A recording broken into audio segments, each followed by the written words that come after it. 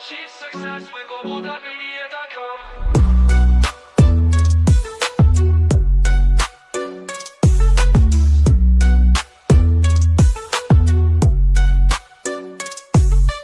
Every step forward is a new beat to your drum. Achieve success with Global.Media.com. Let's celebrate it with or without champagne. Hey, hey, hey, hey. Can you hear us? Yes. How you doing? How you doing, Christiana? I am doing great, thank you. Well Excellent. done. We're here. We're here. You know, We're we're here. here to make up for last week that didn't quite happen. That's right. They say, as I said last week, never work with children live, or indeed this time around, technology or animals. How are we not Why? gonna work? How are we not gonna work with tech? Yeah. Live. Mm, Live. mm. No, because sometimes you just don't know what's going to happen. It's so unpredictable, you know? Yes. Unpredictable. Yes. Yes. You know So what? yeah. That's why like some hoo-has are predictable. Something's gonna Who happen. has? It's predictable. Yeah. I like What's the way you phrase we're all right. it. Who has? Who have I the say, who has or the who has? Maria is here from YouTube. How you doing, Maria? Or Hi, Marie? Marie. Yes. Nice to see you here, Marie. Welcome. Thank you for joining us this beautiful day. Let us know where you're Yes. joining us from. Which part of the world are you Yeah. residing? Of course. Are you Please joining us like from? no, like the video. Like the video as well, right? Like the video. That's another good thing. Like the video, please. Tell us where you join us from. Where are our friends today? I need to find our friends and bring them on this show. So, Good luck with that. what do you mean? I mean that no. Where are our friends? Yeah, you have Where to send them the link, right? where are our friends? I'm going to send them the link. And I've got far too many messages to get through today. Um, just the sheer amount of messages. Why have you got too many messages, Christiana? Because it was my birthday yesterday, Happy and birthday! everyone sent me messages yesterday, especially my LinkedIn folks, family. I have phones that haven't even tapped into the messages I was left yesterday. I've not had the chance, the opportunity to do so. It's been a hectic groundhog day kind of week that I've had, and we're still only in Thursday. So, but we must come smiling, right? No matter what's happening behind the scenes. Um, so yes, so definitely, I do believe I'm going to take the time to kind of say thank you, thank you, thank you to those who took the time, opportunity to send me a message, took that time out of your busy, I should say very busy schedule to say happy birthday. I appreciate you guys, and I completely do not take your time and your efforts and your well wishes and your generosity for granted. I want to say thank you to Edward Gordon. Thank you to Linda Meyer, to Calm, to Daniela Owusu, and to Ragnar, to Charito, to Grace, to Molly, oh my goodness, to Kwasi York, to Jan, to Erin, to Shan H. Fernandez, to Kerry Gudim, to Funke Oham. Oh my God, I have not heard from Funke for quite some time. So thank you for showing up and wishing me a happy birthday. To Wendy Wiseman, Mohammed Abdullah, Timitope Sunday, Christy D. Williams, thank you for Dean, thank you for Ken Stamps, thank you for Angelo Kangero or Kandero, thank you for Jacqueline Ung, thank you for Vaughn, thank you for Michael G. Rivers, thank you Audrey Durant, thank you Gary Johnson, thank you Wumi. Oh my goodness, thank you Wumi, thank you Gotham, thank you Duke. Thank you, Mindy Gibbons Klein. Thank you, Tony Hofstede. Thank you, Abby Akinfewa. Thank you, Romoke. Wow, so blessed. I have a message from you. Abhishek Kumar, Wagner. Thank you, Gunvaldis. Thank you, Dev. Thank you, Ibomusa. Thank you, Mark. Thank you, Vasu Davaro. Thank you, Dakshina. Thank you, Tusif Khan. Thank you, Ravina. No, Ravinda, actually. Thank you, Ravinda. Thank you, Sandeep. Thank you, Fawad. Thank you, Abhijit. Thank you, Robin Yu. Robin Yu, I've not seen you forever and a day. Thank you so much. Thank you, Marvin Fu. And thank you all for your wonderful message. I haven't gone through all of the messages. There's still so much to get through, and still so many people Yeah. to thank you to. So that's my thank you to No, friends. that's you still got to reply to all of them, Christiana. Trying to cheat like that. I know. I still have to reply to them. Let's concentrate on here for a bit. So our friends are So, here as well. but I'm just saying thank you. I'll You be can't, 2 months you can't go. better. You got hundreds of them, so you can't just do thank you, thank you, thank you. You're gonna have to spend time to type. Thank you. Okay, so It's a thank curse. you. And for Right. those that haven't mentioned, my apologies. I will personally respond to all of your messages. There's so much more to go. All right, let's crack on. Curtis, so nice to see you here. Good afternoon to you. Yeah. Welcome. Come and join us on stage. Okay. Look, Marie, nothing wrong with you joining on LinkedIn at all, right? I'll take it. But if you're on my YouTube, please do me a favor, like the video, like today's recording, and then comment while you're there, what you have. Yes. She says, in general, I join on LinkedIn, but you're not online over there. We should know. We are. It says we are. Like everyone else is joining on LinkedIn. Curtis is joining on LinkedIn. It says live, so I'm not sure what she is referring to. So Alavine's here as well. Well, Hi, happy Alavine. Good to you, see Christiana. you. Yeah. Thank you, Nice to say Alavine. thank you. Of course, Marie says happy birthday as well. Thank you, Marie. Thank you so much. Oh, amen, amen, amen, amen. Thank you for the prayers and the beautiful well wishes. Yes. Well. So last week, thank you, Never end. Curtis. Annie, I still have 40 messages on my phone, my actual phone, to get through that I've not opened yet. So, and that's from family and friends. It's been a long week so far. I've just had too many things happen. You already know this already, but yes. But as you know me, I don't let things get me down. The show must go on, right? Yeah. no matter what, the show must go on. My little bundle of joy is getting a bit better, bless him. Yeah, have not eaten for 3 days. So yes. Why would you do that? Sorry? Why would you not eat? No, he hasn't eaten for 3 days. Okay, it's not you. I think you haven't eaten for 3 days. Your nephew hasn't eaten for 3 days. As you know, he's been under the weather. So yes. Yeah. Last week, Emmy, do you remember? We were here. We rocked up, so excited to see you all, to bring this wonderful topic to you. But as technology will have it, StreamYard said no. Imagine that. StreamYard said no. I will not play this today. I will just begin and then cut off. I think we were so engrossed in the topic and the discussion that we didn't even realize that it wasn't on live anymore.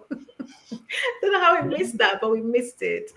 So sorry, folks. And if you were here or tried to join us last week and you couldn't join us, our apologies. It wasn't intentional. We just had what we call a technical glitch, or a little bit more than that, technical glitch. But yes, that's what we had last week. And I want to say, if you're here from last week, thank you for joining us. We appreciate you, and we appreciate you guys continuously supporting this community, supporting the shows that we do, supporting the topic we talk about. Is not for the faint-hearted, and it's also not a common topic to speak about. But it's something that, as you know, if you know anything about Christiana T. Johnson by now, you'll know that she brings you the topics that everybody heads in the opposite direction from. And today's topic, stemming from last week, is no different. We are talking about men and grieving after miscarriage or baby loss. Okay? Men grieve too. That's the topic for today. Now, if you're here and you'd like to join us live in studio, I urge you to please come and join us. Don't be shy. We won't bite. Not much anyway. We'd like to hear your opinions, your thoughts on this subject, on this topic. Let us know what you are thinking. Let us know what experiences you have had either personally or through another person, whether relative, colleague, loved one. Um, yeah, do tell us. Come and join us. Curtis, since you're here, if you're available, you definitely need to be on the stage with me. Okay. Just saying, putting it out there so you're aware. All right, where do we begin? I always come with some statistics, and this week is no different. I gave all the statistics last week.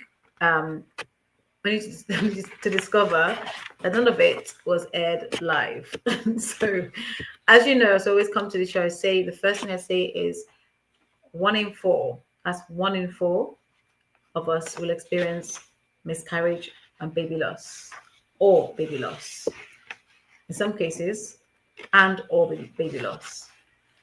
1 in 8 couples experience fertility challenge or challenges all of the time. And so it's really important that when we are occupying different spaces, we bear that in mind.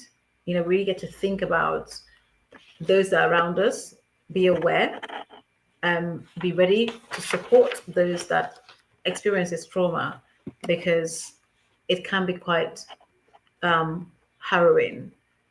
And in many cases, it leads to rather negative outcomes that we don't sometimes think about.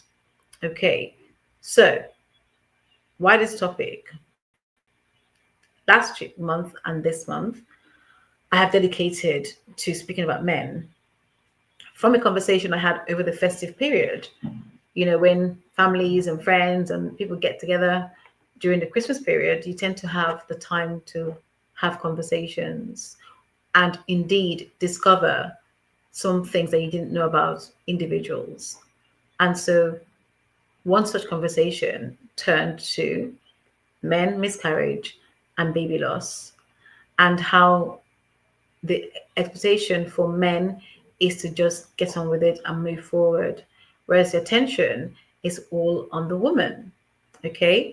And so it really was important for me to come to this avenue to bring this specific topic about men.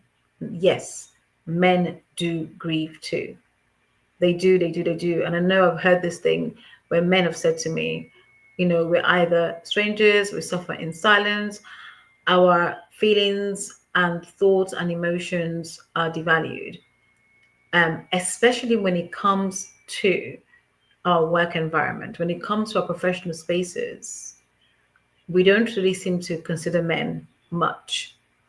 You know, we expect them to be right as rain, jump back in with both feet, hit the ground running, and suffer in silence.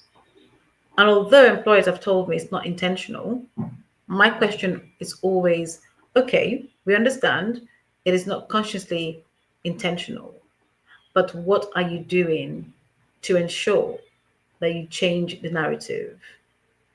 What kind of, resources do you have? What work have you done to be able to ensure that the men that go through this trauma in your spaces feel supported, feel seen, feel heard, feel empowered to really own their own grief, to really own their own loss. Okay, when we look at the home, we see that because the woman is the body that embodies the baby, the full attention is on the woman, with everybody around her asking, how are you doing? Including the man who's the partner himself. who has to look after her, who has to attend to her every needs.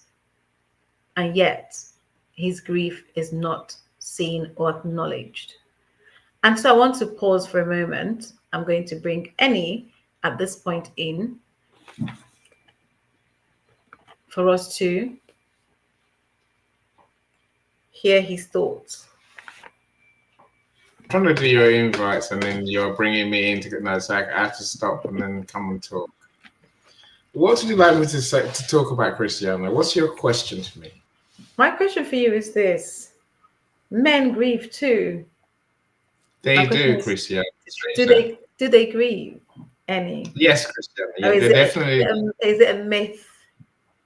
No, men definitely grieve. Men, like, I think whenever your child, I guess passes away, dies, call it what you like. It's devastating for both parents, of course. Mm-hmm. And of course, everyone feels it. It's not to say every night. Men grieve, women grieve. And I can't think of any man I know who would not be devastated.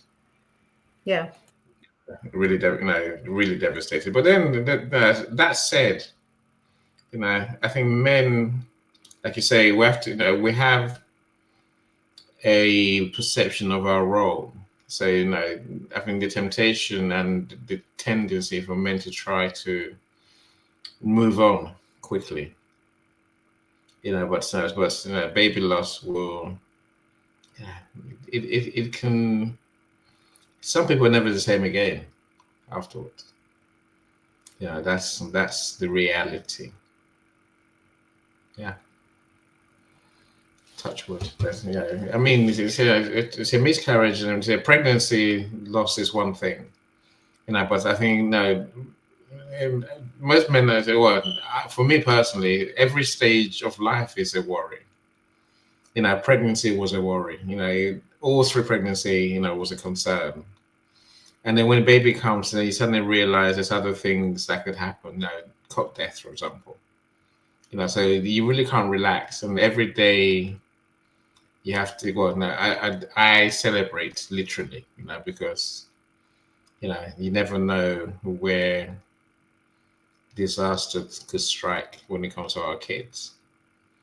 I used to live in London, and I moved to the countryside because you realize that when your kids become teenagers, there's different risks, but risks there are. There really are, and I say we have to be very careful. I say lucky for us that we could move from London to the countryside, which is a bit cleaner living, a bit less, less temptations to get into bad groups and gangs and things like that.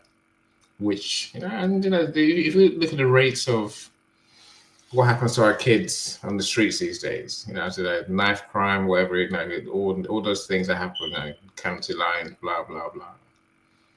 As a parent, you really can't relax. I don't know how anyone can.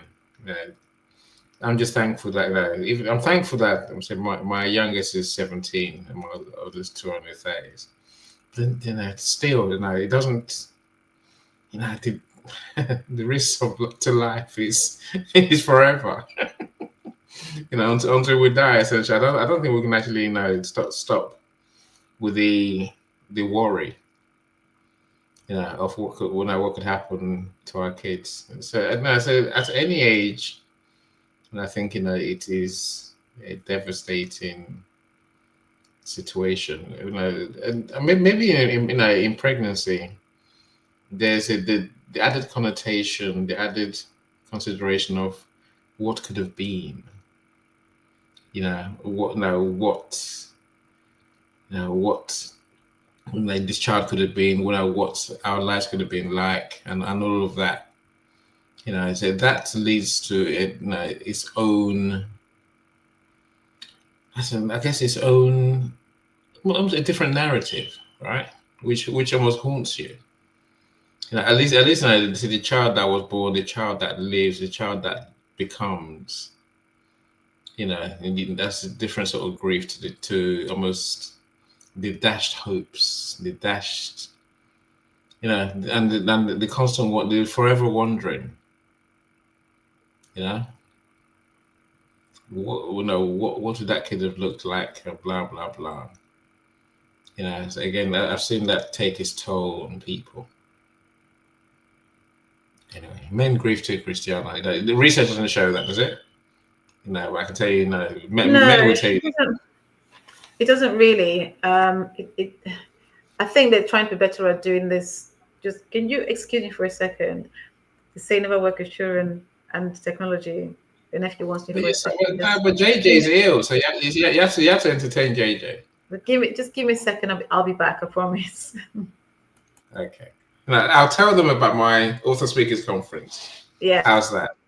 Yeah. Now, to make sure I can do it beautifully, my friends. Let me take Christiana off the stage for a second. Now I can have the full stage. Look at that. Anyway, I've been playing with AI, and I created an AI version of me. See, unlike most people, I create my AI version to be older than I am. Don't ask me why I did that, but I did, right? Because there's no point in recreating me.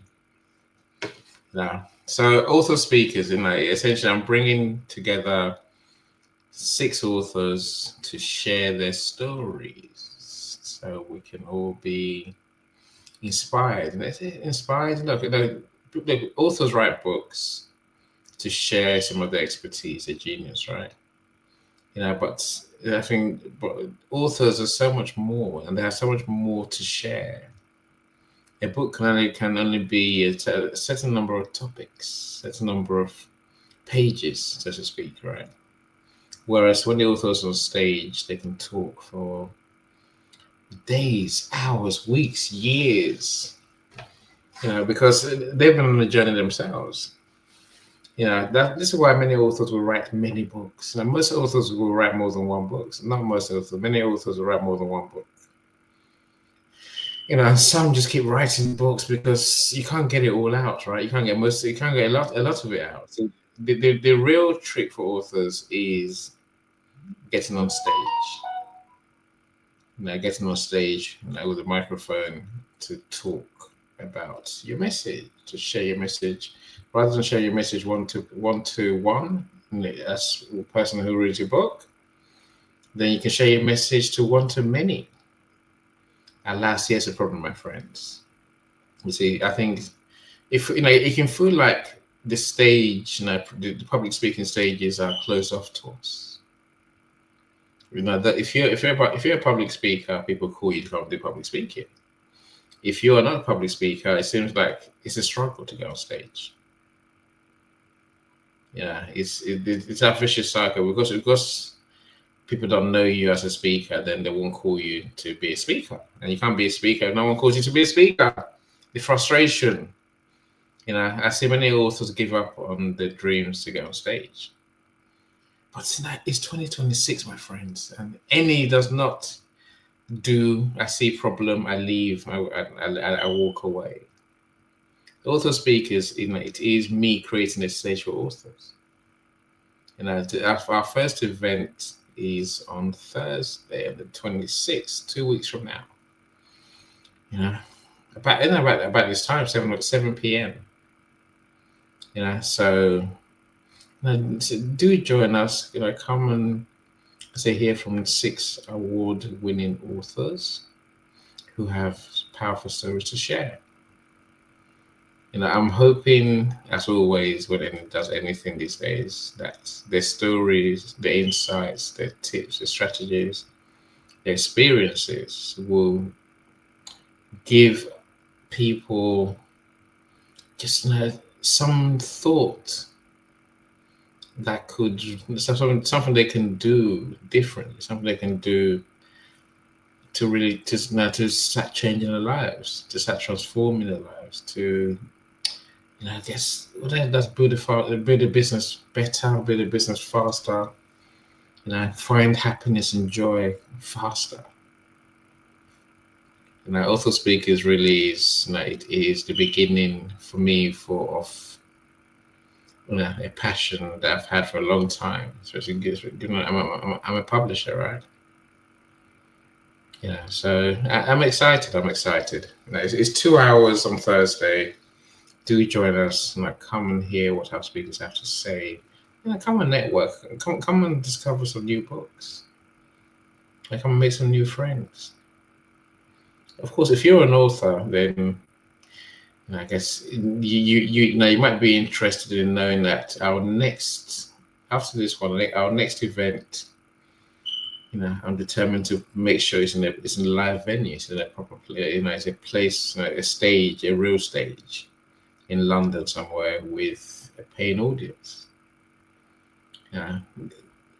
Did I mention that I'm paying my speakers? Because I am. I don't want I don't want to be part of the usual crowd who gets authors to speak or speakers to speak for free. I think that's just cruelty and it's mean, and it is.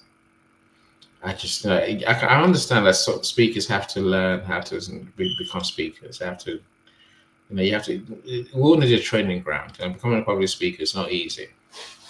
So an author speaker is all about preparing the authors to become professional speakers. So that means that we go through. We'll take them through the process of creating your message, process of telling your stories, process of speaking on stages, process of what speakers go through to become speakers. It doesn't happen overnight. It is a process. And I say I haven't been on stage myself. And I guess we often don't know what's involved. Christiana's minute is getting longer, isn't it? Longer and longer and longer. I'm sure she'll come back soon. But my friends said, the tickets are £10, so do buy a ticket and do join us, because I took you off stage because you weren't there. I've been here for quite some time. Why didn't you turn your camera on? Oh, sorry, I turned my mic on. I didn't think you. You were off stage. No, you were off stage, so we didn't hear a word. You're back. You're back now. I've been talking. Oh, were you sharing gems? Well, kinda, but you were not listening. Never mind. I didn't hear a word of it. So can you do it again then? Yes, go and get your ticket for Annie's event. Christiana's got hers, so that's a start. So you're a gem, Christiana. Just for doing that. I'm forever I'll be forever grateful. But look out for the link. I'll post the link, the payment link on here. So if you do want to buy a ticket, please do. There's many things you're gonna get. You can win books, signed copies of books. Ooh. Yeah, you get discount services. You don't want to miss out, folks. You don't want to miss out. No, really not. No, because you know what process that is, right? We're gonna create legends, Christiana. We are. Yes, we are. Everyone. There's no reason why our authors, can't be the next big thing. Thanks, Marie. Yeah, thanks. No, really, Marie. No, I'll go on my YouTube and I'll subscribe to your channel too. No, but thank you so much. Anyway, Christiana, I give the mic back to you. I stop talking. You do. Stay right there. Don't move. Don't disappear in the ether somewhere. I'm just here in the background. Not allowed. You're staying on this stage with more. Okay. Let me just invite one or two of our friends, because I haven't seen them. They need to be on this stage. Is Curtis still with us? Who is on LinkedIn with us? I don't know. I always imagine they were still there. What happened to Justin? Can someone send the search police out for Justin? Justin Wickers, where are you? Not a clue. This is the second week running. You haven't shown your face, Justin. You see, I could be eating my peanuts quite happily. What do you mean? You won't let me. Just No. No, why would I? But I'm not eating peanuts right now, so why would you be eating peanuts? Well, you were talking when I come back to talking, then you can eat your chocolate cake. You know what chocolate cake you want to eat. Yes, I have some cupcakes. Anyway, cheese let's health do. is yeah. I have cupcakes. You know, let's get Hmm. into the program. So, as I was saying earlier, men, as we were saying earlier, men do grieve. The issue or the myth is that men do not grieve because they just move forward, they just move on. They don't just move on. Okay, studies have shown that men whose partners miscarried experience, and this is the experience and felt sadness, and this is 85% of men experience sadness after loss. Okay, 63% of men experience grief, and I mean real grief that manifests itself in so many different ways, including, not limited to, the use of substance misuse. But what I mean by that is they bury their head into work, spend all the hours God sent working, and when that doesn't quite get get them to express themselves, they end up in the bars, the pubs, with their friends. They do everything to avoid going home because there is no safety, or they don't feel safe enough, or have been, in fact, let me use the language my clients use, they've not been given the permission to express themselves truly how they feel, or express truly how they feel about the loss, and grieve and have the time. And this is where I usually would ask the women in their lives to give them the grace and the space to lean on them, lean on each other, to express how you're truly feeling. And then 58% of men reported experiencing shock at the loss. So this is all part and parcel of the grieving process. I think Annie is frozen from what I can see. I'm not sure if Annie can change that, but he's currently frozen. Is it me? Can someone please type in, let me know if you're seeing the same thing I'm seeing. His screen is frozen, and I feel like I'm the only one speaking right now or have any movement right now. You're muted, Annie. Can't hear you, Annie. We're moving now, right? You're moving now. Yes, you are completely frozen with your eyes closed. No, it's strange. I can sit still. And I know you too well. You can't. I can. Not that still. I've heard this several times. Now, I hear this and I always laugh and say to you, look, You're muted. and I miss myself while I was talking, right? I can sit still on these shows. Like, here's what it is. At home, I'm standing, so I'm always moving. Well, no, as I'm sitting down, I can literally just sit still and look like I'm not moving. I'm frozen. But you're frozen with your eyes closed. My eyes always like they're closed, always. So, as I was saying, and let's first, what I want to talk about today are two things. Key thing, I wish Paulette was here this evening because she came on stage, she made a good point. Some of the points she made is something that I already broken ground with I would say my corporate clients who are organizations, and the reality is the psychological impact that this has on men, especially for those who experience elevated grief, and stress, and stress. So we really think about it in comparison. We all know this, and I'm sure you know this more than anybody else, is that men and women grieve differently, and the reason why we hear people say, "Oh, men don't grieve," is because women will show theirs outwardly, emotionally. Men tend to internalize their grief, internalize what they're feeling, and they're a lot more, they're quieter than women are. As I like to say, women will stand in the middle of Sainsbury's shopping aisle Walmart, you name it. We can have a whole mothers meeting, talk about righting the wrongs in the world, speak about our grief, and plan all kinds of things while still standing in the middle of a shopping center. Men, not so. And so it fits in when people say men don't grieve. They do grieve. Why? Because we're all human beings first and foremost, right? We are humans. And so as human beings, we will do what comes naturally. Grief comes naturally. But society has told men that grieving is a sign of weakness, or publicly expressing their emotions is a sign of weakness. Imagine how we were all raised from childhood, when boys are told, don't cry, be strong.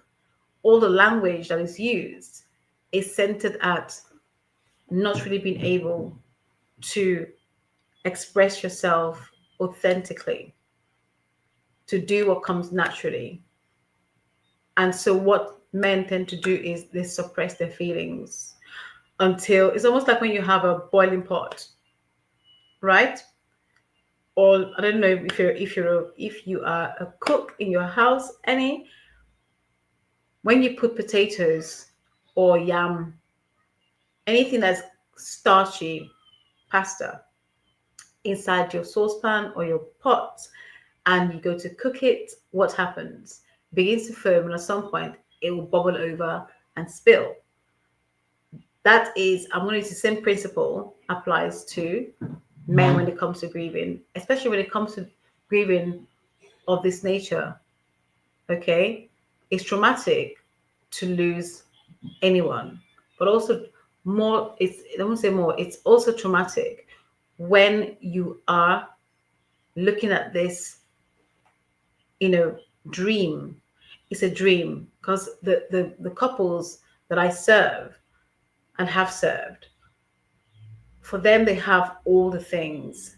They have the profession, they have the career, if you want to choose that language. They have the house, they're settled. This now is a final act that they want to have. Almost like the cherry on the cake, to be able to raise a family, to have a family, to extend their family, and then to get to the point of getting so close, and yet it seemed so far. There's been a journey. I can tell you from my own personal experience. Taking 7 years, the first experience in loss, it took 7 years to conceive, and only to lose that pregnancy. We were not prepared for that. I was not prepared for that. My husband was not prepared for that. Just as in parenting, no one gives you a manual, okay? Nobody hands you this wonderful, all written, singing, dancing, information as to the possibilities. And you heard earlier on, Annie said he was on edge when it came to his spouse being pregnant and their children coming into the world, and having not experienced miscarriage previously. You cannot, anyone who hasn't gone through it cannot begin to fathom what that feels like for a man, and that's the reason why this topic is so important. It's important because of the stigma that still exists. It's important because of the taboo. We need to break the silence. We need to keep speaking about men who must be given the space, the grace, the time, the respect to grieve, the respect to speak authentically about how they are feeling, to have the time to process. Okay? And so let's speak about work environment, because I'm always really, really keen on hearing from employers and hearing from men who are going through this, have been through this, and how they process that grief whilst still in employment. And for the most part, it is not easy. Let's look at some of the patterns of male grieving. Men's grief tend to be more instrumental.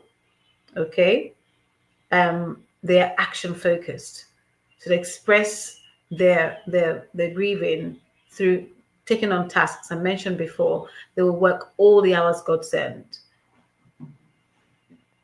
In comparison to women, they use more of an avoidance tactic as opposed to facing things head on.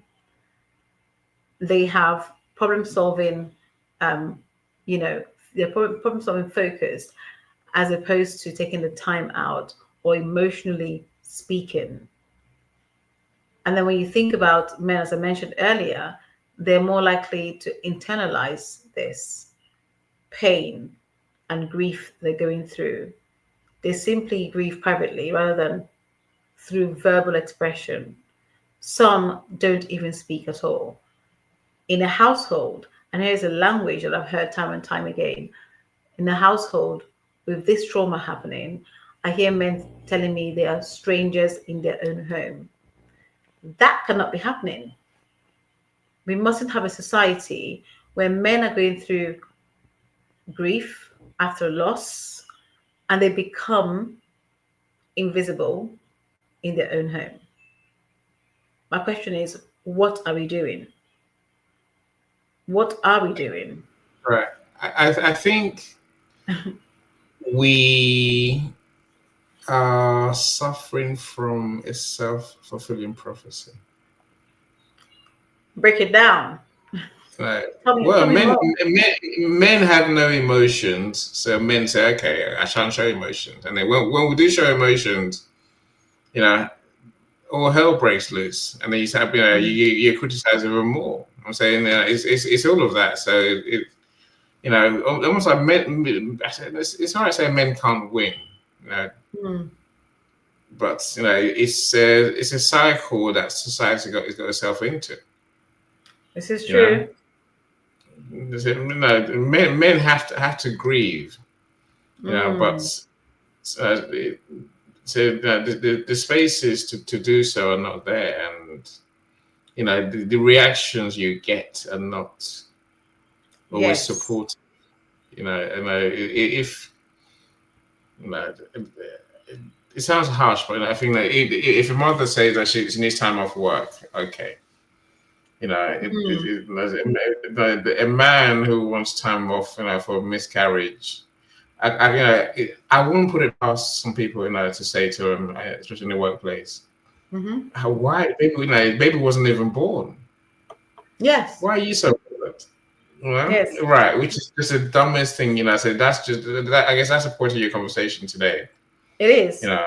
But People do have also, these. but also, it's that thing of the baby wasn't even born. I think we're thinking about, you know, those that are 20, after 24 weeks. In actual Mm, fact, let's look at those pregnancies that are under 24 weeks, or 24 weeks and under, where the pregnancy wasn't visible. It's just Bella, really just hold fresh and on. happening, Come on. right? And so that's something that we don't consider, we don't think about, is how do we really support, how do we really understand when a man is grieving because that baby is now gone, that pregnancy is lost, but there was no visible sign.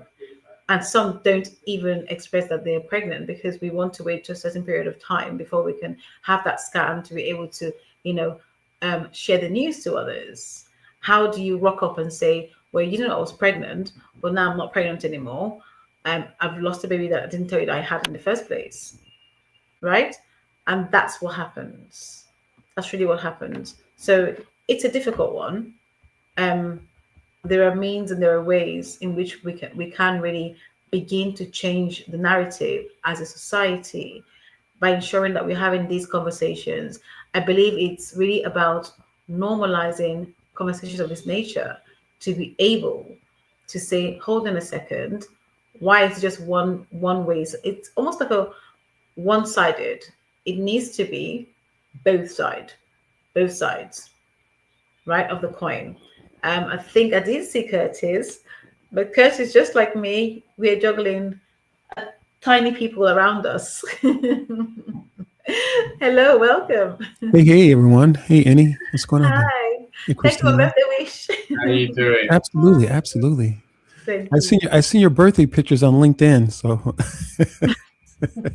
Oh gosh. It had to be done. right, right. Yeah. How are So you today? I'm doing well. I'm doing well. I'm doing well. I'm doing well. Getting ready for my conversation later on this evening. But yeah, I'm doing well. Wonderful. Yeah, What's yeah. the conversation? Tell me Yeah, more. what's the conversation? I'm Tell me more. intrigued. I feel like I Oh, should come along. uh, it's the title of it is "What's No Longer Serving You." Oh gosh, that's a good Yeah. question and a good So title. yeah. Where do I start? I know, right? Right. Myself included, for sure. For I sure. could For be here sure. all day. Absolutely. Absolutely. Oh, she's just too cute. Yeah. Handful for sure, man. Too cute. Yes, indeed. Indeed. Indeed. So we're talking about men and Do not men having grieve any too? emotions. I think Annie said that. Yes. The men grieve. Do men Yeah. grieve? Do they? You tell us. Yeah, we absolutely grieve. That's, that's, I think anything that's living grieves, and including animals and things that we just don't see, or uh, we kind of lean our thinking to. Hmm. Anything that's living grieves, I'm sure it does. And obviously that includes men. Hmm. uh, but we grieve in different ways. We grieve in different ways, and I think I started to tell my story a little while ago, or a few years ago now, when my wife lost her baby, and I can remember just not knowing what was going on at the doctor's office.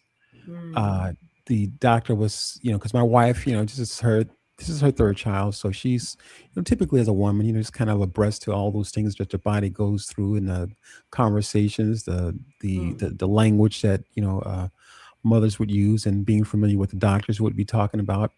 And as a man, I was just completely away from that. And so as they were talking, it was just like I completely felt left out. And so I can remember just, oh, it was just a horrible feeling, like, because I was like, well, wait a minute, is he saying that the baby's still alive? Is there a chance that, I just completely just felt like I was out of the loop. Um, uh, and so I wasn't able to grieve right away, because she was grieving, and yeah, she was grieving. So but I did grieve. I did have an opportunity to grieve. I did have an opportunity to talk to her about it, because it was, it was, it was a lot for me. It was a lot for me, because I think that it definitely slows you down. It slows you down, because you realize that there's things that you just can't, you just can't take on the chin and keep going, and yeah, so yeah, that was my experience. But um,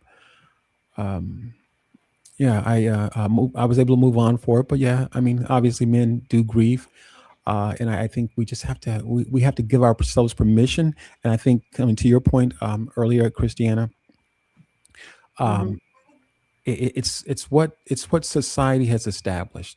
Mm. It's what society, it's a construct they created for us, unfortunately. And I think uh, uh, society as a whole has bought it lock, stock, and barrel. Basically, they've believed it, and Mm. um, much to part of the conversation. I'm not going to go into detail, but much part of too much part of the conversation in regards to even leadership. Hmm. You know, society has purchased it lock, stock, and barrel in regards to looking at leadership as something that the elite is in charge of, or you have to be born into by name. And so we're Mm. gonna, even on the conversation later on today, we're gonna dispel all that nonsense. But yeah, so I think that yeah, it was definitely a construct, um, uh, that society has created purposely, um, Hmm. uh, to uh, really, at the end of the day, it creates tension. because I think it the men can easily look at the women being selfish, being more like, what about me? I'm hurting too. Do you realize that I'm hurting too? And again, this construct that's been put out there is like, well, you don't get to hurt. It's Mm. you that's not for us. I had a conversation similar to, not necessarily on miscarriages, but uh, a conversation in regards to just the pain that men and women are dealing with, Mm. again, differently, but it can feel like that women have bought the stock in pain. Mm. It's a place where they own it, and obviously, if they own it, they can't fathom or even begin to put a man in that place, because that's places ideally connected with where they go to deal with and how they deal with things, not only individually but collectively, as other women will have an opportunity to talk with each other. So yeah, I think us men, we can feel like there's a there was a stock option, and they Yes. purchased all the stock in having to do with pain, and interesting enough, the chaos that comes with the the the trauma, the pain, and all those things. There's Mm. it's big money in it. Unfortunately, it's big money in people's pain, Mm. and so yeah, and men don't often spin on it like that. And when I say spin on it, meaning that to do the counseling thing, and Mm. don't often do that. They try to solve it themselves, and the challenge when solving it yourself is that at some point it creates a loop. You only know what you know, and it can be difficult looking outside of that loop, or adding Mm. additional information into that. And that's precisely in those cases the additional information is needed to break the loop up. you Mm-hmm. know but without Mm. that additional information, we can find ourselves just trying to doctor ourselves a lot of times. Yes. Yes. And so that I think it's absolutely needed for us as men to have these discussions, regardless of, even if it's not about miscarriages, a wife losing a child or a significant other losing a child, but we definitely need to have those conversations in regards to grieving on many different levels. You know, I think it's so. Thank you, Curtis, for yeah, for absolutely. your for your contribution and for that wonderfully, eloquently put. You know about men. The thing about it is, I do agree. Society has a huge part to play when it comes to really allowing men. And I say allow. And the word shouldn't be allow. It's as if you're having to seek permission, Right, right, and right. you, as men, you don't need permission to do what comes naturally in this context, in this grief, in this trauma. You know, the reason why I speak about it, the reason why I campaign about it is because, as I mentioned earlier, it's both parties. It took two to get to this point, for Hmm. both parties to come together equally, who agreed and decided that they wanted to start a family or expand their family. Okay. So why would it why would one person's grief be more valued than the other when we equally agreed on this? And this was something that, our hearts desires. This was something that is our dream, or what's our dream. Hmm. And now we're at this point of the loss. You are, in a way, more favored than your male spouse. It's never made sense to me. It's something that I struggled with at first, Mm. and I really had to get my head around it and ask the question, why is that? Why is that when we go into these spaces, we are sat, even when we're sat with our, you know, spouses, when they ask the question, the response that we get is directed not to the man who asked the question, but to the woman who is Yeah. sat there. And in some moments, I have found that to be so ignorant. Mm. That shoot me down. I would think myself, it's ignorant of you for my husband to ask question directly to you, and you're addressing me when you could look at him and address him. Right, right, right, And society behaves the same way when it comes to grieving in this space of, miscarriage and baby loss, right, where we right. almost forget that that man is there, Mm. you know. And from a society's perspective, it is the expectations that we place.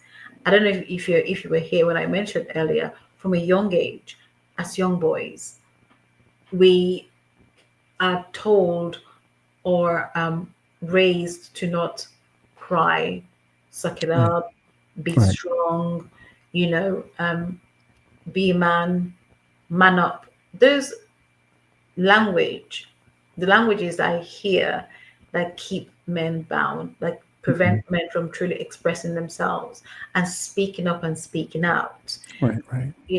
and having worked in mental health myself for almost 5 years, I have seen the other side of what this does, Mm. the severity and the extent, um, and the outcome. And in some cases, suicide is the outcome. So the Mm. outcome of the lack of expression of one's grief, or the lack of um, space, grace to truly express how men are feeling in this space, you know? And so for me, it's just that thing, it's really important. But what really then becomes further disturbing is the work environment, the workspace. Right, right, right. At home is terrible because you can go behind closed doors and close your doors. But when you're at work, you are truly and fully exposed. And so men bury their heads in that work environment. Hmm. They want to remain, in service because it means that they would avoid or can avoid the burdening of their partners. Um, you know, those who are partners who are experiencing recovery, and I mean physical recovery, Right. because we know as a woman carries a child, there's a degree of physical recovery that has to take place. The focus it's on her and Mhm. her recovery, but we don't look at the man's space. And we spoke about this last week, although we're not aired. We spoke about you know the man's experience when it comes to pregnancy, because men do take on Absolutely. women's pregnancy, right? Absolutely. So imagine having to experience all of those feelings and then experience the loss that comes after those feelings. Mm. Physically, nausea and Right. fatigue and all the things that COVID will give you, which is it's a COVID syndrome, it's known as. And so when you experience all of that and you feel what your partner perhaps is feeling, and sometimes women say they don't even feel what their husbands or the male partners are feeling, it's different for them. And then to experience that loss and then to be left to process by themselves or not be allowed to, or feel that they're not allowed Right. to grieve or process Right. what they've just been through, Right. Right. Right. you Well, know?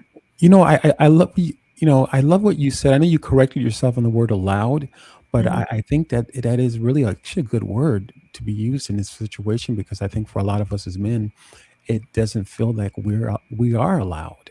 mm, Again, because of this construct.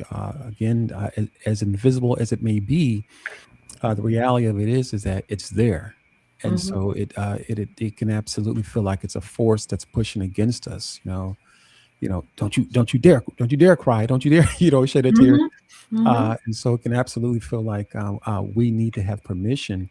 But even while you were talking, I was thinking about how when you're bringing two families together in marriage and any kind of a relationship, long-term relationship, and even as my work as an executive coach, working primarily with men, uh, I think as I'm learning different things, and like this learning thing is will always be with us. It'll never go away. Mm-hmm. and which is a good thing because we always have to we just have to stay on our toes. Yes. But um, as I'm learning, I think that it's so interesting because there's so many different things again in the way of these constructs have been created. Mm. We even in going into a marriage or considering a long-term relationship, these are things you really have to discuss, unfortunately. Mm. Uh, just even having a conversation, and I wouldn't have thought about this some years ago. So I'm not saying that I'm this person that thinks like this. I think like this now, but years ago, no, I wasn't thinking like that. But now Mm. that I know better and things have been opened up and just continuously having things just cycle through and you're in your own mind and you just kind of chewing them up, so to speak, and the more you kind of chew it up and just kind of put yourself in a space where you're wanting to know and learn about certain things, you can begin to pull the cap off of certain things, begin to pull the lid off of certain things and say, wait a minute, you know uh begin to look at what you believed in for so long and say, wait a minute, that doesn't make any sense. Mm. and Yes. and, and obviously, sometimes we're not going to come to those places by ourselves. No. I think that it does take friction sometimes throughout the course of life. It takes challenges, it takes conflict to come to that place where we're having to think about if we're having to think about one second, It's all right. about where we are at in the Mm. midst of all that's going on, because if not, we can take these erroneous belief systems into a relationship, Yes. and and someone gets the short end of the stick, be it a man and his erroneous thinking in regards to um, what a woman is and what she is qualified to do or not qualified to do. That can Mm-hmm. be, it can be limiting and it can be painful for the woman to be there. Yes. Equally, it can be painful for the man to be in a relationship if she's got herself attached to limiting belief systems and things perhaps that she seen her own father go through or did not go through. So in either case, Mm-hmm. I think it's just important for us to really kind of look at relationships from a different perspective and look at the social constructs and that have been created. And again, this is probably a long way off, but when you're having conversations like this, we realize that how much they have shaped us and Mm. really are at the crux of a successful relationship or not. Yes. So Yes. I think it's, I don't know, that's just kind of my perspective. Thank you for sharing that perspective. We truly appreciate it. See, I think I just want to really make a point that Curtis raised, which I think is hugely important. Is that point that not now, wait, it's not your turn yet to grieve, and I mm, don't think people realize the damage that does in itself. absolutely. Because feelings fester, Mm-hmm. grief festers, Yes. and then becomes something else. It becomes Mm. worse. It becomes Mm-hmm. a mental health issue rather than grief, which is bad enough. Yes. But and maybe in part it's just feeling like you're a second class citizen, like you say in your own home, Christiana. Mm-hmm. It's all of that in Mm-hmm. there. But I think that's shut up for now.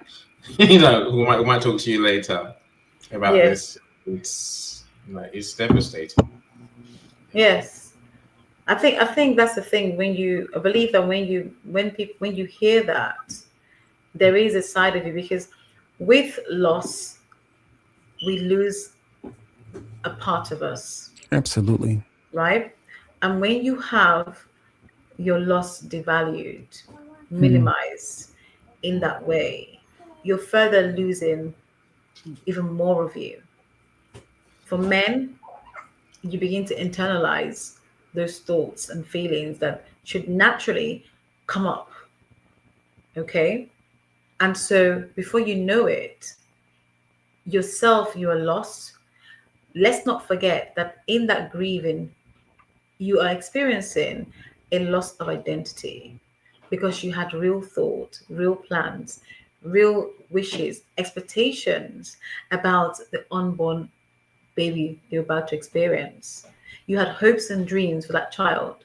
You know, every parent who's any parent knows that when before the baby is born, when the baby is born, we have all these thoughts. You know what we're going to do with them and how they're going to be, what will they look like, and all these good things is tied into our identity as parents.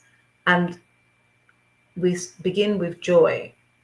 And then suddenly, for some, we're now faced with this sadness. And then somebody tells you, oh, by the way, you know, all those things you thought about, those thoughts and dreams and hopes and, you know, beliefs that you had, you really can't talk about them. You must bottle them up inside. You really can't express how you feel. And we don't really want to hear from you anyway, you know, that really does something. Forget being a male to any human, to any human. And I always try to put myself in the place of the men when I hear those things. I think to myself, how would I feel if I am told or dealt with, or if I experience that? How would that make me feel? And I can say this because I was told to not air my dirty linen outside when it came to, you know, miscarriage and baby loss. Nobody wants to hear about your lost child, right? So imagine a man who has all this experience, all these feelings, this identity. And for some, being a father for the first time, it's a new identity. So you're embracing that new identity and running with it. And suddenly it's been snatched away from you. Not only that, you're being told you can't talk about it. You just have to move on and pretend that you never actually experienced that side. It's part of our journey, right? It's part of your journey. Why would you not be allowed to speak about it, to embrace it? Because by expressing how we feel, we get to embrace and accept what's happened to us so we can move forward. But when you do not have the opportunity to do so, or given the space and grace to do so, you become imprisoned in your own thoughts and space within you. And that's, for us, is where the taboo comes, because it becomes this, you know, implied, unintentional, unspoken thing that nobody can talk about, right? And so it further perpetuates the stigma that's surrounding baby loss and miscarriage when it comes to men. I mean, baby loss and miscarriage is a stigma and a taboo altogether, but then we niche it down to men not being able to express themselves, and we experience and see further stigma and taboo happening. So this is so important. We must, like I said, we have to start to normalize these conversations, because if we don't, what will leave our men to, you know, to be bound to, is an increase of social isolation, right? A reduction in helping or seeking help, you know, and then we have that invisible suffering, which most of the times manifests itself in so many different ways, from substance misuse to avoidance to even getting in the car and driving off, to mental health issues, to stress, to anxiety. You know, my question is it worth it? Or the other side of the coin is, what is your partner's positive mental health worth to you? I'll drop my mic there for now. Alavine, how are you doing? Let's hear from you. Welcome. Hello, thank you. Hi. And thank you for birthday wish, by the way. So you're welcome, and I hope everyone is doing well. Um, I'm good. Yes, I'm happy to listen to you, to your testimonies, and to everything you said. And I do think that everything is right. And I'm still thinking about the question you asked me last week about the person I told you about. You told Mm-hmm. me, you asked me, what would have happened if he didn't have this opportunity to open himself about his pain. And I think maybe not, but depending on his sensitivity, I think maybe he would have been crushed, Mm-hmm. destroyed completely, and maybe he would have became completely crazy. Maybe he would have maybe lost his mind, because sometimes how can I say that, um sometimes when we have too much on our plate, Mm-hmm. too much emotions that we did not process, okay, Yes. we end up by becoming completely crazy. Not completely crazy in that sense we have a dementia or whatever, but this craziness because of this void. It is like this void you have Mm. inside of you, this sadness, this Yes. anger mixed together. It is anger, capability, and also the fact of this image you have to keep putting. It is like a mask you put on your face, and oh, Yes. I have to pretend to be good. So it is like that that I think could drive someone to become crazy completely. Mm. And this person could just say, why should I stay alive? And just because they want to move on. So, Yes. they could maybe run away from their life, from Mm. their job, from everything, and make a terrible mistakes. Because Mm-hmm. when we are bad, when we are confused because we have too much emotions together, we during these moments we make the terrible mistakes. We make the most terrible mistakes in our life. Yes. I know that because yes, officially I don't know what is a baby loss, because I Mm-hmm. let's say I never get pregnant, even if anyway. But for some other things that I lost, I knew that fr- in front of very difficult situation, when you have too much emotions, too much of things to handle, you have to take a decision, and you take a decision, and it is not correct, because if you were normal at the time you took this decision, you would have Mm. never took it, and you would Yes. have never taken that decision, said, okay, I will do that, because like that I will be able to grieve properly, I will be able to heal properly. um i I lately I attended a lot of live with Annie, Mm-hmm. and these lives helped me a lot about my own healing process.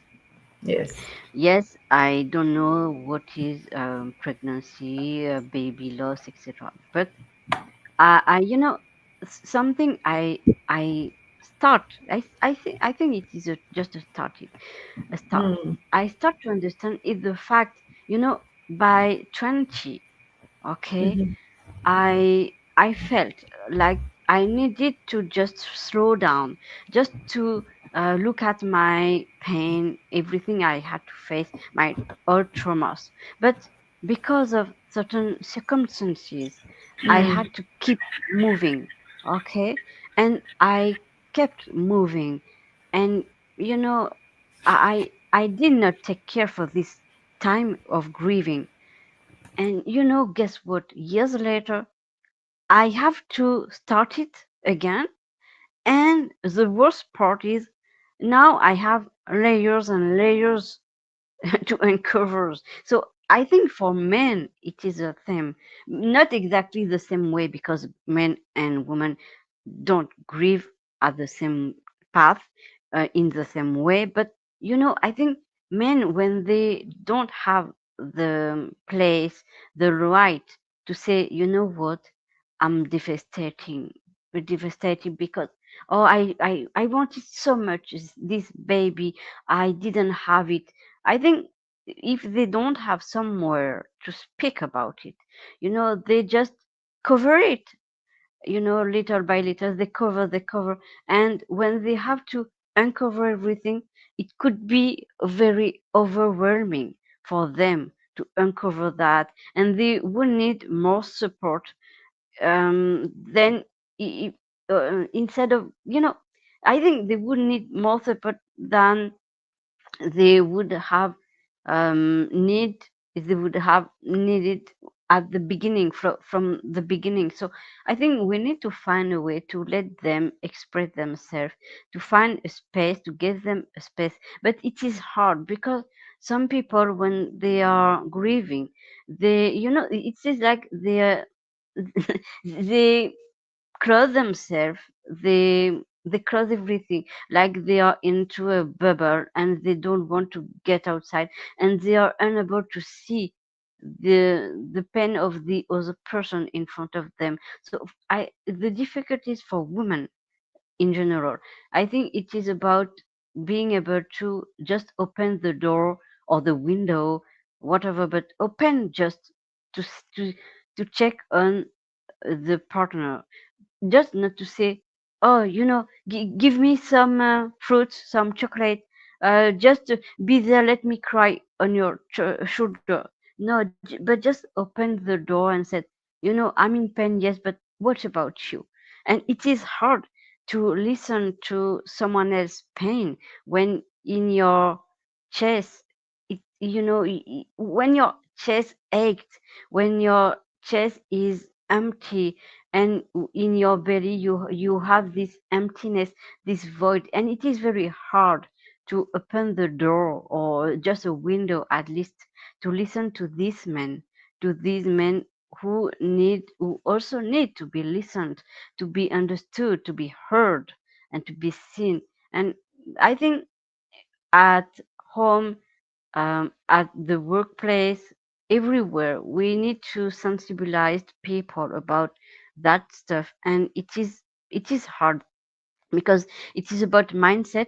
You said that earlier, I already said that another moment.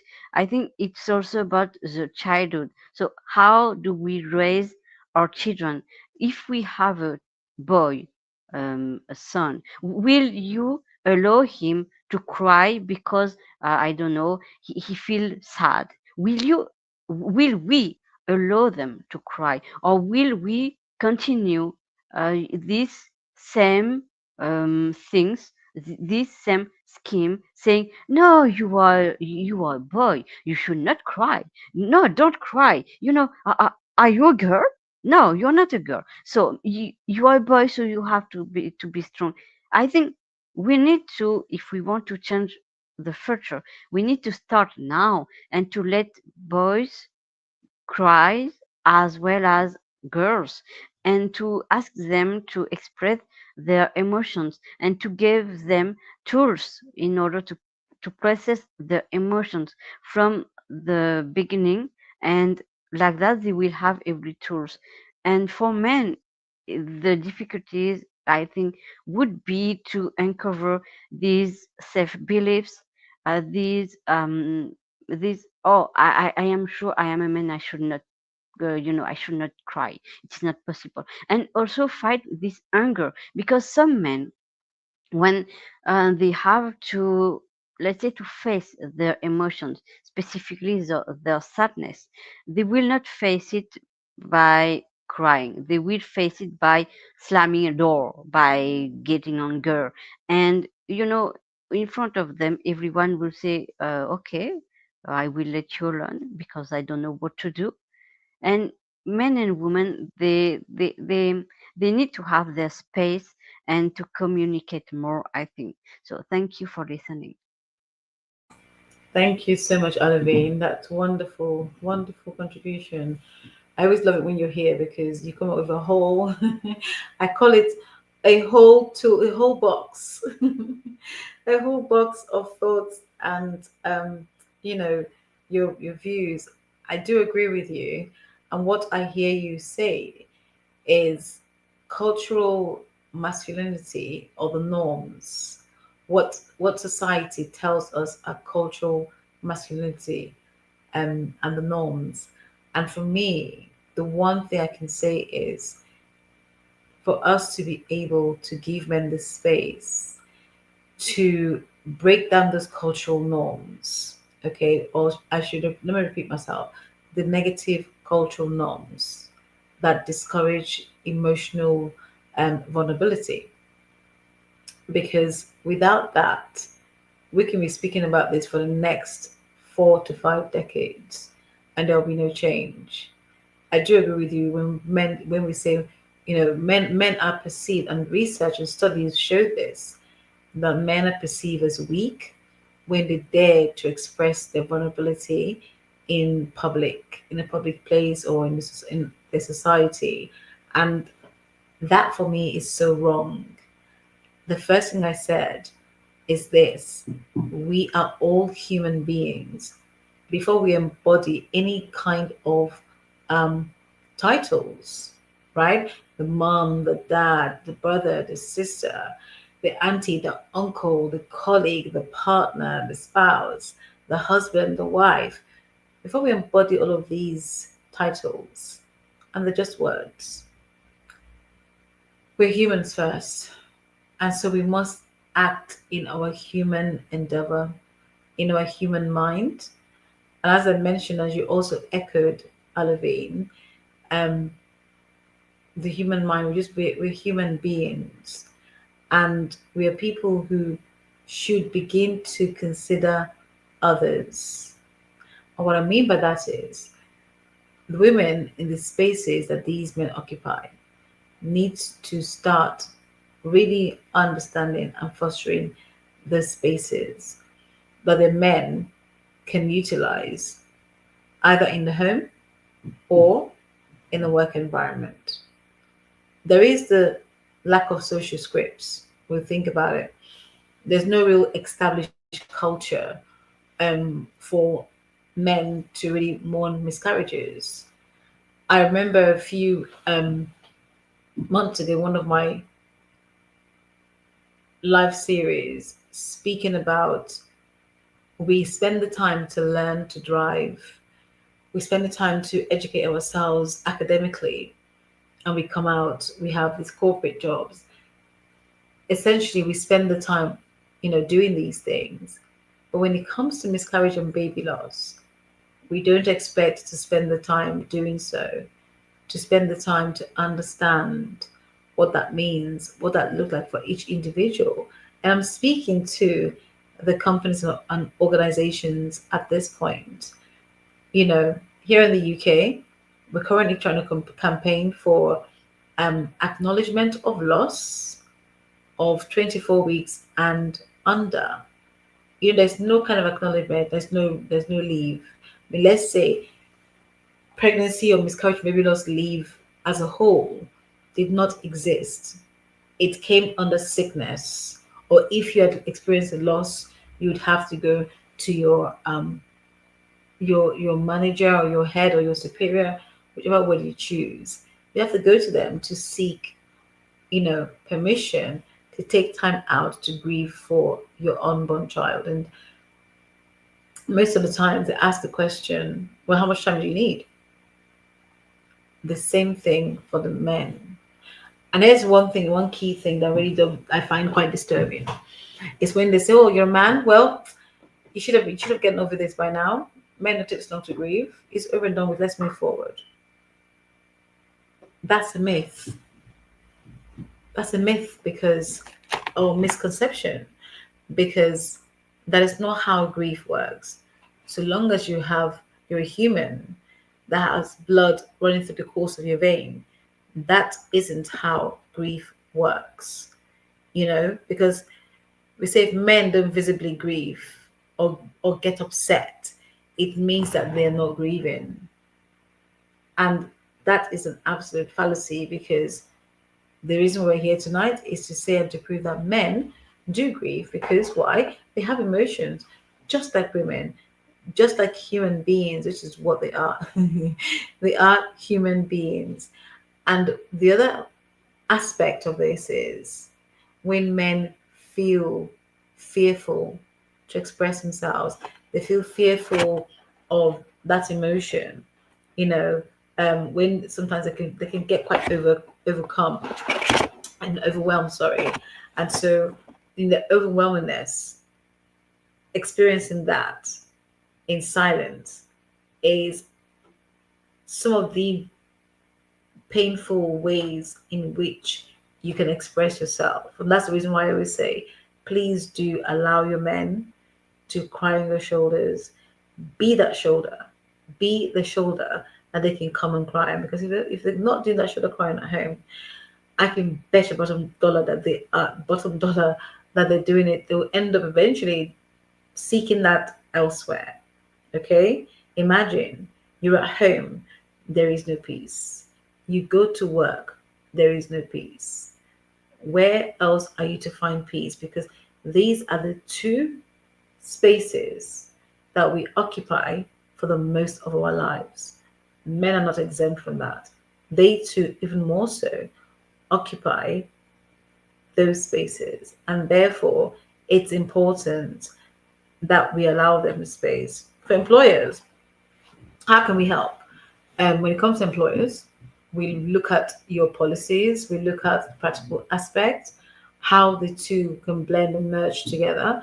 We look at how you're fostering spaces, for your workforce, your teams to be able to come and share, be honest, be authentic about what their knowledge is, what they know, and to learn what they don't know, but to be given that thought and allowing them the opportunity to do that is something that we're still missing as a society.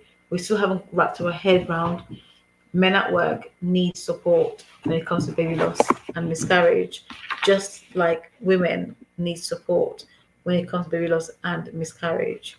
I'm going to pause here for now and find out where Annie is. Where is Annie?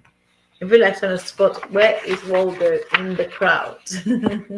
Annie, where are you in the crowd? Join us. No, I'm hiding. Hi, Annie. No hiding, Yes. please. You're not allowed. No, again, I think Alavin had a very good point. But I think it links to what Curtis was saying. Yes. Ultimately saying that the risk of ignoring anyone's feelings is that they become resentful. Yes, And they I do. think Alavin said that some men can react with anger. I think that's largely resentment. Yes, it is. Just yeah, just feeling a mixture of annoyed, upset, the hurt, and on and the grieving process as well, and Yes. all of that. It's I don't know. I think when we look at it, we do need to create these spaces and these spaces not just physically. But it's Mm. the space, for the conversations, about how, for men to have the conversations. I agree with that.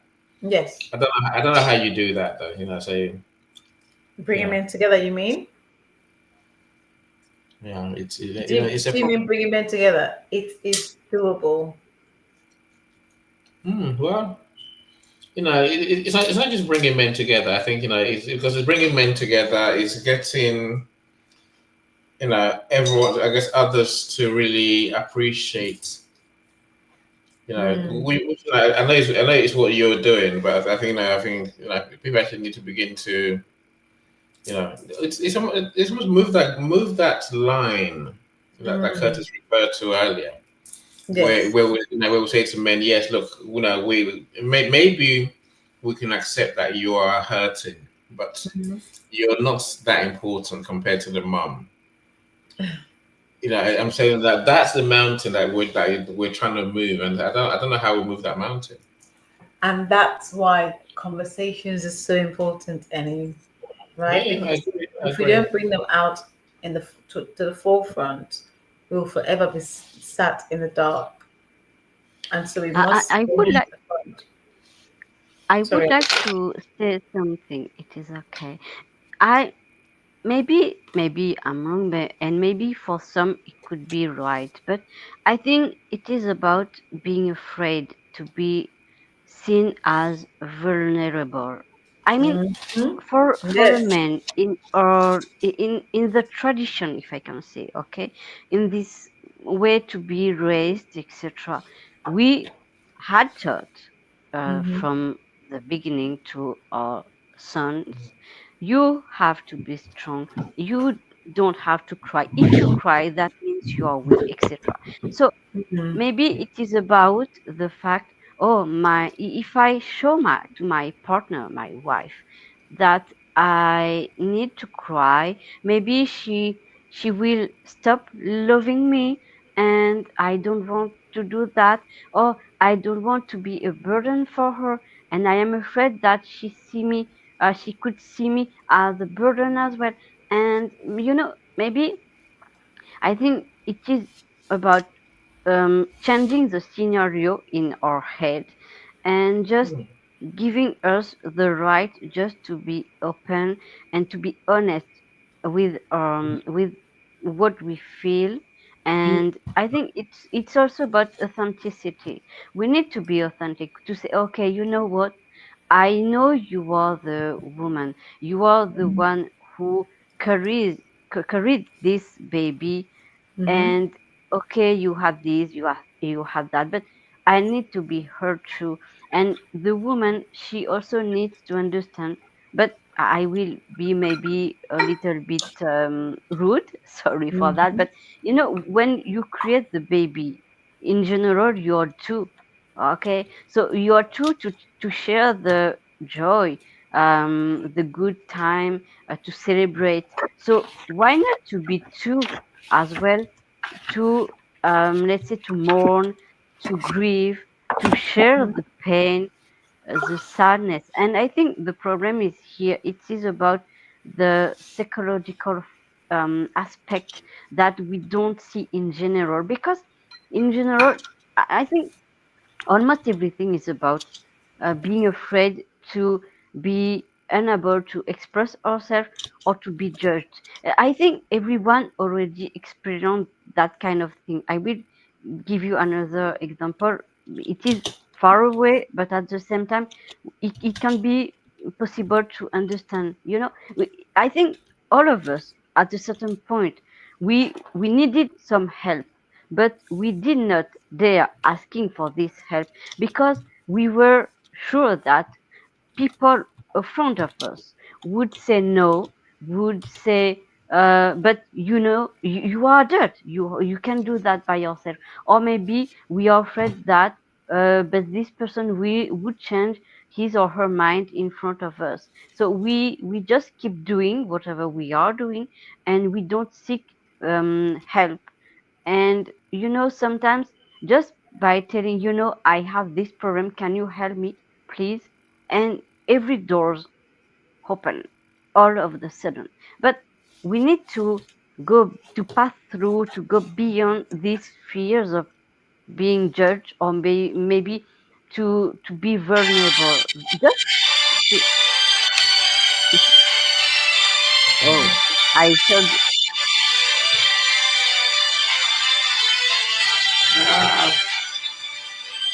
Sorry.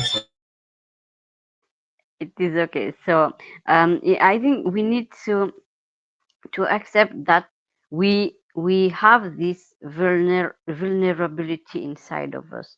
When we accept it, when we admit it, and when we agree to show it, both sides, okay, not just for men, not just for women, we I think we will be able to build a better trust between us. And I think the bond between the partner would be stronger eventually. But that means everyone involved needs needs to um, say, okay, now I'm not good. Yes, I'm afraid, or maybe I'm not afraid. I'm frightened, literally frightened, because oh, how can I say that? Or maybe I will break her more if I tell her something. Maybe I should, I don't want to be a burden. I want to add a pain to her misery, but just understand that when we want to celebrate, we celebrate together. When we want to create this baby, in general, we create it together. Yes, sometimes we don't expect the pregnancy and it just happens. Okay. But in general, we take the decision together. We celebrate everything together. So I think it is something about this mindset of understanding that we need to put everything together. It could be in pain or in joy, and etc. It's just an idea, and I think it is possible that it could be maybe the first step, and it is the hardest. That's it. Thank you. Thank you, Olivine. It's so true. Definitely. I think we need to start. I can say for myself, we need to start teaching our young boys to not be afraid to express themselves, whether that be through crying, through screaming, whatever way they want to express themselves. It's important that we give them the floor to do so, and you know, not expect a lot really, but yeah, I just know that this topic for me is something that I won't stop talking about because it's so important. We have to break the stigma. And when we look at, famous men that have disclosed their loss and the baby lost miscarriage in public, I think I mentioned last week Mark Zuckerberg as one such person that came forward. John Legend, the artist, and singer with his wife, Chrissy Teigen. We see Harry and Meghan, Meghan Markle, who've come out to talk about what they experience when it comes to loss. And it's only at that point that men started to think, hold on, so men do go through this. So I can speak up on it. So I can actually express myself. And the biggest reason why I encourage men to speak up and um, to not suffer in silence is because, as a man, if you're watching this on replay and you are you're right here with us, it's really important to express yourself, to grieve for your lost loved ones, because you get to inspire others. You get to be the person that encourages others to come and share, tell their story, or express themselves. The next thing is where we have an absence of men being able to go to want to go somewhere to express themselves, they can always build their own. So you can literally start your own group today. And I'm speaking to the men right now, not the women. You can build your own group right now. You can, whether it's two, three, four of you that start off small and build that space. You know, I'm always one for bring in safe spaces and please ensure that that space that you're coming into is a safe space. What does that look like? A safe space looks like we value confidentiality, we value empathy, we value listening, we value being supportive, we value practical support by asking, how can we practically help you to support you? What do you need from us? What does grieving for you look like? What things are coming up? Be that first point of contact. Those are the kind of values that really will help men moving forward, where they can come in and literally fall in and trust that they can be supported. I don't know if you've ever been had this exercise before. I know back in the day, being in corporate, we had team building exercise, and one of the exercises is you stand in front of your colleagues and you have to put your hand across the chest and hold and just fall back from a chair. So you stand on it on a chair, stand on something slightly off the ground, and you got to fall back and completely facing forward and trust people to catch you. So now it is your colleagues that are there to hold on to you so you don't hit the ground. The same thing in creating safe spaces.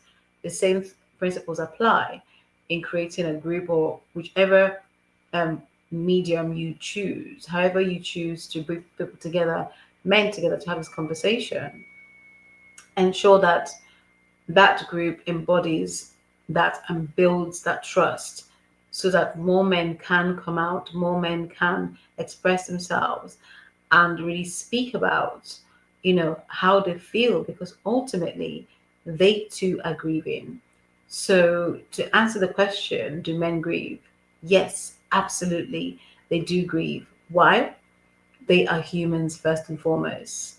Before they embody any kind of, you know, what's the word I'm looking for? Titles. They do grieve because they're humans, right? As I like to say, if I prick you as a human being, you are going to bleed. And therefore, men are humans and they will bleed. So therefore, they do grieve. Let's think about the societal barriers and the key challenges that we face, such as disenfranchised grief for men. Men's grief are always put to one side. Their loss is not valid. Um, it's in every space you can think of, from the work environment to when they go to healthcare, services, to amongst their peers, or sometimes even by their own family members, their own flesh and blood, as I like to say, whether that's sisters, brothers, cousins, family members, and so on and so forth. Father, mother can sometimes minimize their grief and say, man up.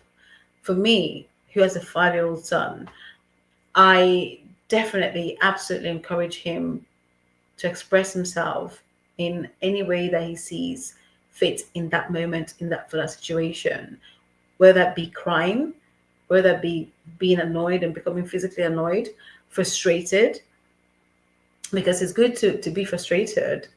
Then in that moment is, how do we handle, how do you co-regulate yourself to ensure that you can have peace and the person you're dealing with can have peace at the end of it all. And for couples, it's really important that you come together, you connect to really get and find that peace. Okay, how do we do that? You allow yourself the opportunity to truly listen. And when I say listen, I like this exercise in my practice where I get my couples to sit down facing each other and they are given time to express exactly how they feel in that moment. For example, that could be them speaking for a whole 5, 10, 15 minutes without being interrupted. Because sometimes, no matter how difficult it is always a good thing to allow your partner, your spouse, your husband, to express and to speak, and to, whether you believe they're ranting, and I've heard these words used, it was just ranting off. Let him rant. Let him rant. After it is done, you two can then speak. I mean, maybe you could rant too, who knows? But let them have that floor space, that time, that moment to express themselves, because the alternative is unfathomable. The alternative at the extreme end is something that we can never allow a society to happen when there is so much support and help out there, So, yeah, we've spoken about lack of professional support. And also, one key thing that I discovered is the fact that men are underrepresented when it comes to research about this particular topic. You know, most bereavement research either ignores male partners or lacks the depth, you know, leaving men's experience in a blind spot all over again. So, another key thing to help to move this forward is we need to begin to start undertaking research to support men, because by doing our research we can look at where the gaps are and how we present solutions that can help men to feel comfortable, to feel confident in expressing themselves when it comes to grief. I will rest my mic there for a moment and let's find any. Where are you?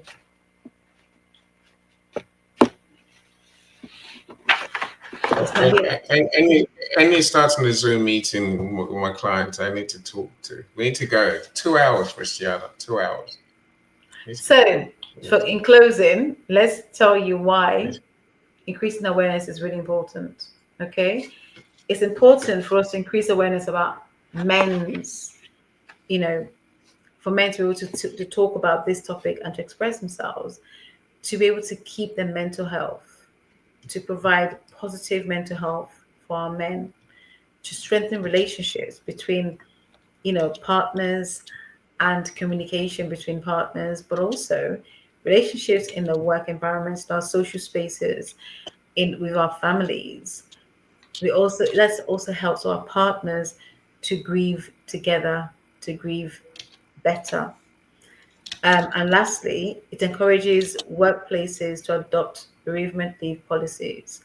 Like I said, when it comes to workplaces, I will help you from your consultation process right through to implementation of your policies from a practical perspective so that you know that your policy is effective and fit for purpose, why it was created in the first place. Any? Yeah, I agree.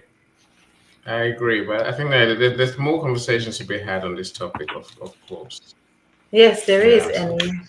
But I want to say thank you. Thank you to our superstar co-host, Emmy Osong. Thank you, Alavine. It's always wonderful to see you here. Thank you to Curtis for joining us and for actually his contribution tonight too.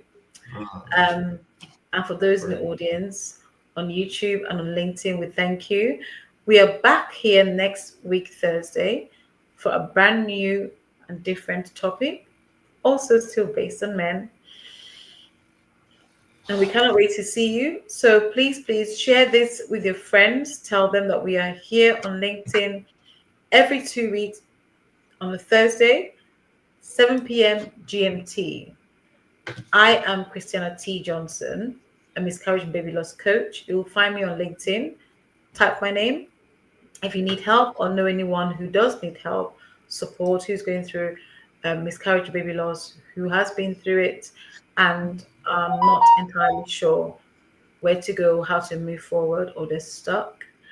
I do run programs, you know, and one such program is the URL program or methodology, which is unlearn, relearn, and learn. And that's how I can help you. I do provide one-to-one coaching, group coaching, and workshops for organizations to help them to better understand miscarriage, baby loss, and how they can support and promote, you know, awareness, but also promote normalizing these conversations and this trauma, this topic in the workplace to help others that are going through the same thing. So, Annie, I would like to hand over to either to you or to Alavine for your last words, so we can disappear. Yeah.